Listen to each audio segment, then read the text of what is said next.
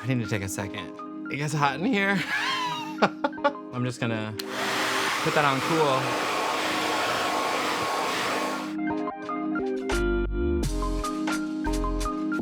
Hi there, it's Brandon, and I'm gonna show you my curl refresh routine today. Let's get into it. So the first step for my refresh routine is to analyze what we actually have to touch up.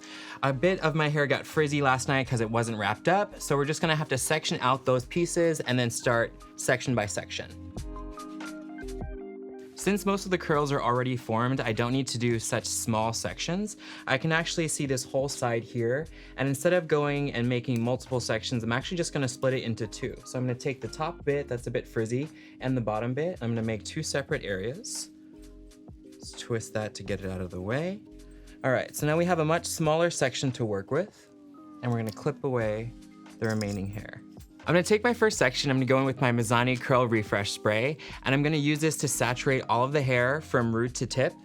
And as I'm spraying this on, I wanna make sure that I'm coating the hair on the top and the bottom. This is to make sure that the curls are fully saturated with the product and it's not just resting on top of the curls.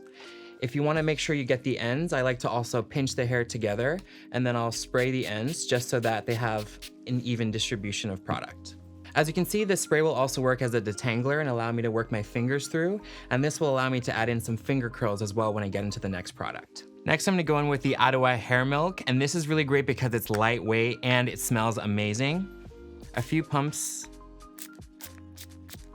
and then I work it through in my hands. I like to make sure that I activate the product, and then I go through and I saturate from the mids to the tips of my hair.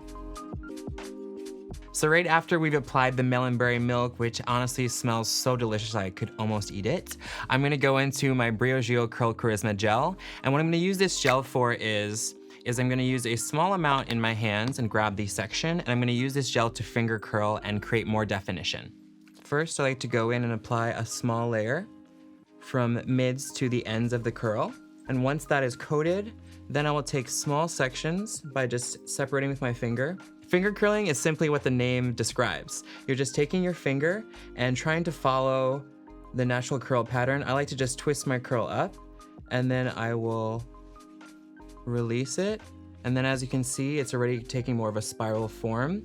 And then when I'm done, I'm gonna scrunch that upwards, and that's gonna create the nice tight curl. And then once you have your sections all twisted in these beautiful little ringlets, you just wanna take the gel that's left in your hands, toss the head to the side. I usually turn my head all the way over, or I'm usually just sitting down, honestly, when I'm doing this, because it does take me about 10-15 minutes. And then I will just grab my hands and all the curls and then scrunch them upwards. Scrunching is the most important part of styling because you want to make sure after the product is distributed that the curls aren't just weighed down. You want to encourage them to go into their best curl shape.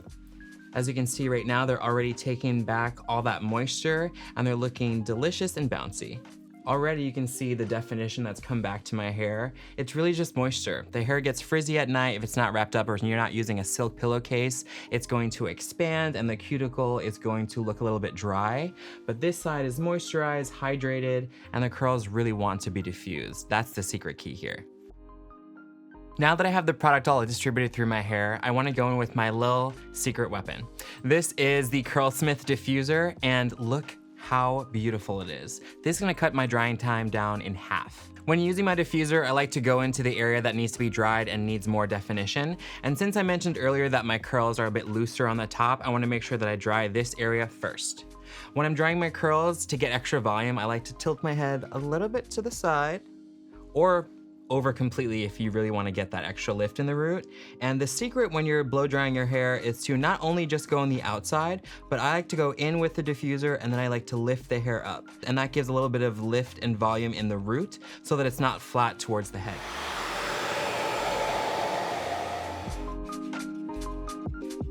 So as you can see, the diffuser is definitely gonna cut down on your drying time, but what it's also gonna do is gonna give more definition to the curls. So if I let my curls air dry, they're gonna be a little bit more weighed down and they're honestly gonna be a bit more looser of a curl, like as you can see on this side. But if I turn to this side, you can see that the curls are a lot tighter and honestly the look that I'm going for today. I'm gonna go in right here and finish by diffusing the rest of these curls.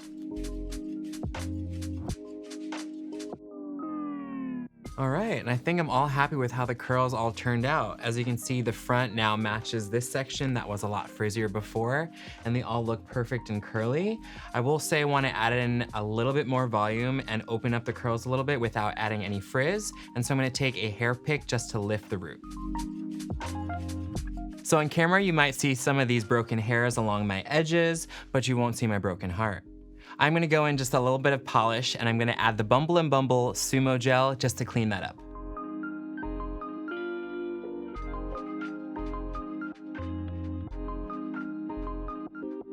This is definitely a curl refresh routine for the books. If you would like to try out any of these products that I did today, be sure to shop the shelf, and I'll see you next time.